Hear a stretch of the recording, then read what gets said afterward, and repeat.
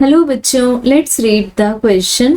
Where is the centre of mass located for a uniform ring. So बच्चों, question को हम refer कर सकते हैं 11th NCERT part 1 page number 144 पर। सो हमें पूछा हुआ है कि एक यूनिफॉर्म रिंग, तो रिंग को हम इस तरह से डायग्रामेटिकली सिंपल तरीके से समझ सकते हैं। दिस इज अ रिंग, यहाँ पर रिंग का मास सिचुएटेड है इस तरह से।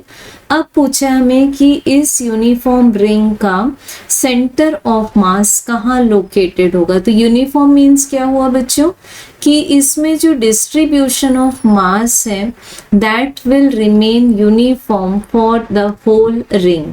सो इसका जो सेंटर ऑफ मास है वो इसके ज्योमेट्रिकल सेंटर पर होगा। जैसे कि हम एक सर्कल का सेंटर ले लेते हैं which is called to be the geometrical centre, and यहाँ से जो वर्टिकल लाइन पास हो रही है इसके सेंटर से उसके और इस सेंटर पे इंटरसेक्शन पर होगा। तो वर्टिकल लाइन को हम क्या मान सकते हैं, y डैश मान सकते हैं।